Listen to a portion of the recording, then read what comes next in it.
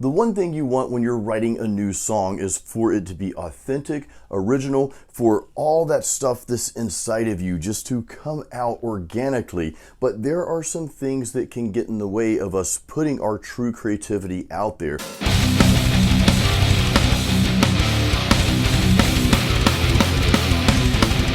Hey, it's Jason here with Metal Mastermind, and we are going to talk about 5 things that I have seen a lot of us metal musicians, myself included, struggle with at one point or another. But we're also going to give you some ways to overcome these and kind of help push you through these times. The first thing I see a lot of us metal musicians struggle with, myself included, is that we set limitations for ourselves oftentimes before we even start writing that song or album. And the limitation is just this. We say to ourselves, well, this is heavy metal, or it's melodic death metal, or black metal, whatever subgenre you're writing. Well, it's just that. It's not mainstream. It's not supposed to hit the charts or be popular or anything like that. And that's true, okay? It is metal music, whatever subgenre. It's probably not going to be on the top 40 at Spotify's main list or whatever, okay? We are kind of unique in our own way here with our style of music. However, the problem with that is the mentality, okay? You don't want that mentality going into writing a song that, well, it's not going to be popular. I don't care if anyone listens to it as long as I like it. That's all that matters. There's a little validity to that. I mean, you need to like your own song that you're writing, right?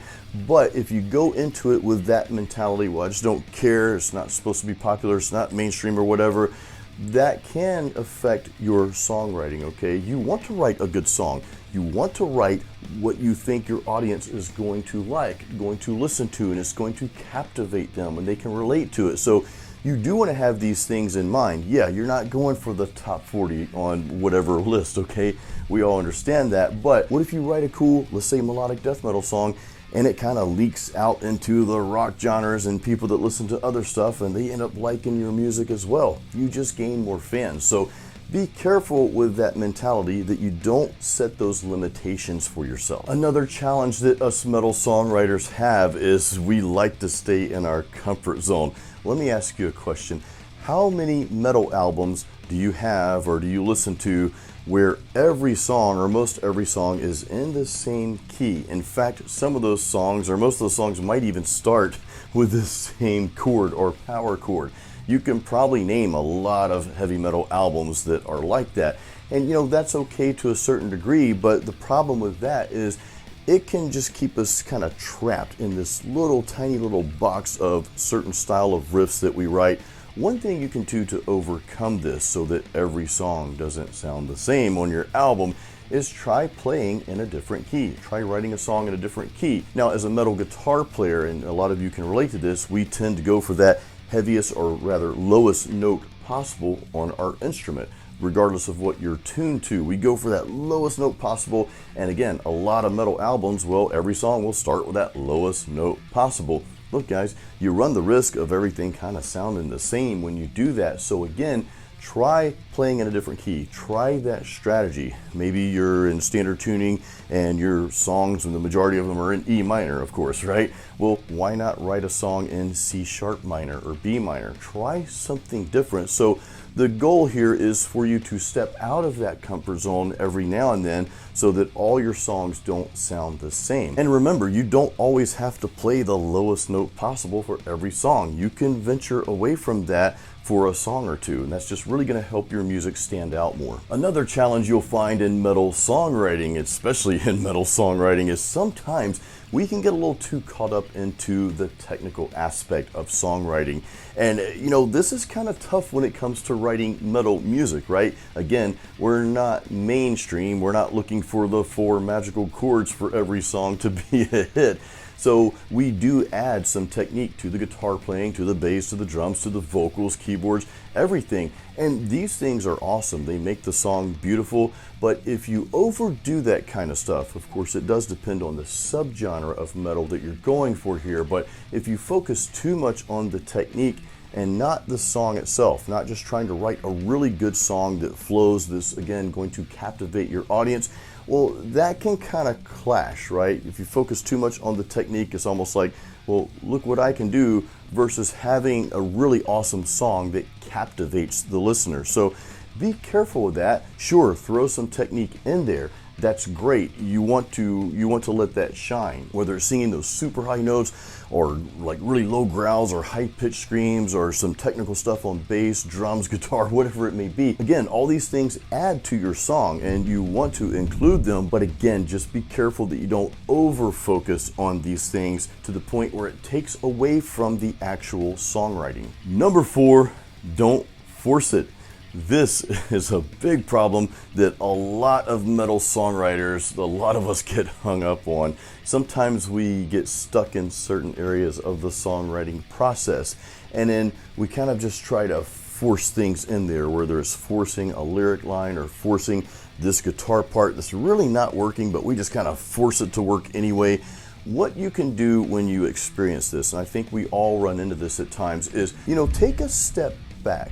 Okay, breathe, just kind of walk away for a little bit and then come back to the process refreshed. And I'm not saying walk away for several days, but maybe walk out of the studio or wherever you're writing at, go take a walk, do a little bit of stretching, maybe grab a cup of coffee. My coffee's cold. Gonna have to get some more of that. And then come back to it with a refreshed mind so that you're not trying to force that piece that's just not really working, okay? You don't want to force a square into a circle, for example. Even doing videos like this, guys, I can tell you right now, I've had to stop and start and re-record certain parts of this, what's probably a 10, 12-minute video here. I've had to stop and start several times because I was trying to force certain aspects in here and it just wasn't fitting. So instead of leaving that in there, I decided to walk away, come back. So do the same when you're songwriting, okay? I think walking away and then coming back into it with that refreshed mentality, I think that'll help you break through and not be forcing those certain parts that, again, they're just not meshing, they're just not fitting with your song. Number 5, and I don't know that this is the ultimate struggle with metal songwriters, especially in our genre, but I do think sometimes this can be a subconscious struggle in metal songwriting, and that's following trends. And I will say to that, don't follow trends.